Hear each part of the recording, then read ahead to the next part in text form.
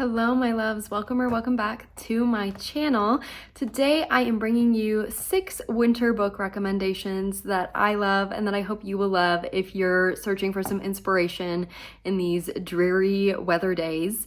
I filmed a similar video for fall and you guys loved it, so we're doing a winter one now. Welcome, first of all. I hope you all are having a wonderful day, whatever day it is that you have clicked on this. And I'm hoping to keep this video nice and short for y'all. I have my little notes right here, so I'm gonna be looking down a lot. I promise I'm not ignoring you. Okay, so I have something on this list for everyone, really. I have a whole bunch of different genres. I have a whole bunch of different lengths. I hope that everyone that clicks on this can take something away from it. Let's jump right in. Okay, the first thing I want to recommend to you is actually a series. Any book in the Wayward Children series by Shauna McGuire is a good choice. They are all super short, under 200 pages. Each book takes place in kind of a different portal fantasy world. This is a booktube and book talk, like, beloved poster child series, and for good reason. Our main characters in this series are children, but they are all dealing with kind of hard things in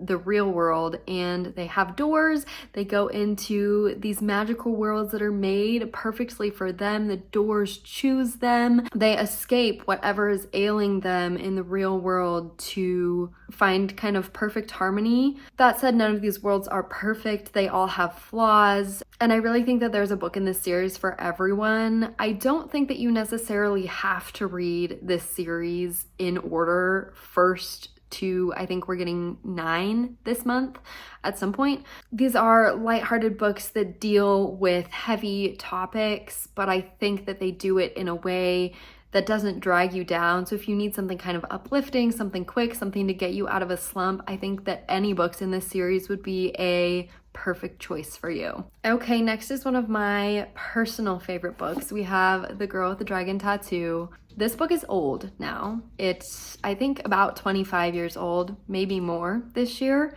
And I just want to throw out a couple things before I get into why you should read this. The first thing is a trigger warning. This is a very graphic novel, and I just think that you should be aware of that going in.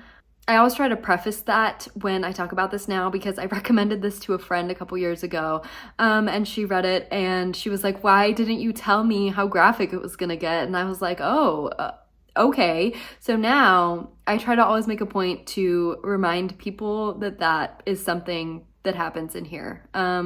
Lots of graphic, violent imagery, and if that's something you don't like, you should stay away from this. Second thing I want to say about this is old now, and it's not entirely politically correct in its language.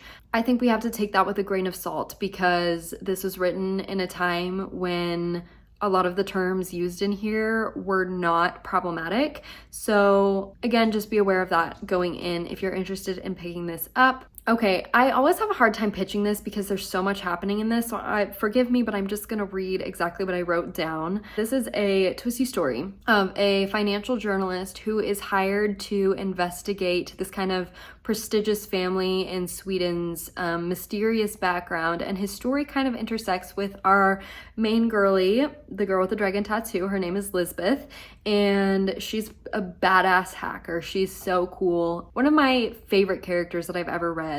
I will say that the writing style is very hard for some people to get into, and this is a long book, but once you get past that first, I want to say 50 pages, it is worth every second. Length won't matter, time will fly by. This has so many little intricate details, and if you're looking for something to read inside on a snowy day because you're not going to go anywhere, it's freezing outside, whatever, or a whole weekend, this can fill it up easily. It is just so enthralling, and I love to recommend this book, although I know that it's not everyone's favorite. If it sounds like something you like in other books, then it's probably something you're going to like in this book.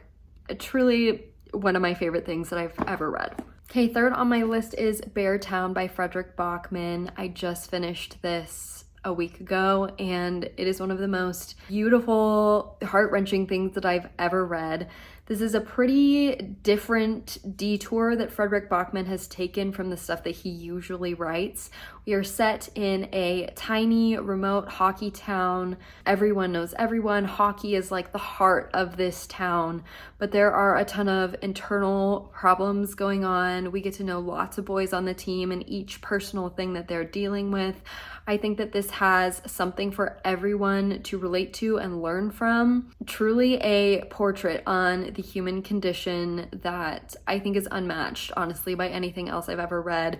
I was feeling all of the emotions so deeply as I was reading this. A lot of times Bachman's work is regarded as just this really like sad emotional portrait. This had me feeling everything from sad to angry to grieving for these characters. And overall, I just think that this is a really introspective look at the human race. So if you want to curl up and feel something in your soul, this is the book for you.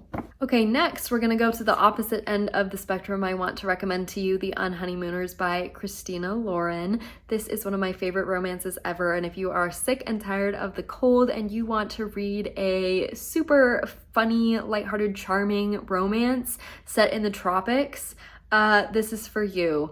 Our main characters are Olive and Ethan. They end up taking the honeymoon trip that Olive's sister was supposed to go on, but she has food poisoning, as well as the entire rest of their wedding party. So Olive and Ethan take the trip. This is overall just a really delightful, heartwarming read. There wasn't too much smut, so if that's something that usually turns you away from romance, I think that this could be a great option for you. I rarely laugh at books, but this had me just giggling and just like kicking my little feet in enjoyment. This comes as a recommendation for the romance girlies out there that don't think they're romance girlies. I personally don't love romance. I say that as I have book lovers sitting right behind me. Another great choice, another funny little read anyway. But as someone who doesn't love romance, who rarely ever gives out 5 stars for romance, this was that. And if you need an escape from winter, I think that this is a great choice for you. Okay, now we're going to talk about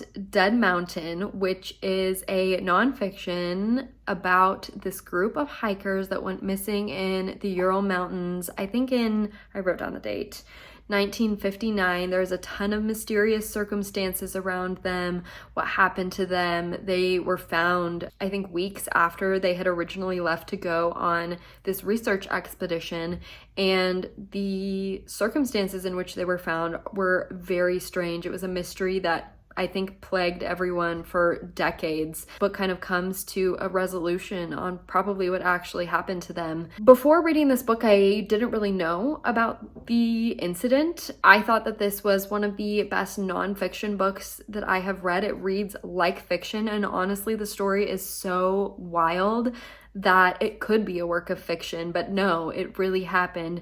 So if you're looking to get into some nonfiction, I think that this would be a great choice for you. I loved it. Further, if you're not an avid nonfiction reader, I think that this would be a great place for you to start if you're looking to get into it. This book is short. It is extremely well written, and like I said, it reads like it is fiction. So it's a wonderful choice if you're looking for something to teach you something about the real world during these very dreary months. All right, the last book I want to talk to you guys about is House of Hollow. I know that this book isn't for everyone, but it was so for me. And if we have similar reading tastes and you haven't checked this out, I think that you will love it. This is a YA dark fairy tale. It's not a retelling, it's just its own kind of little horrific, dark story. Some things I loved about this: the imagery was stunning. The way that the story progressed was so enthralling to me.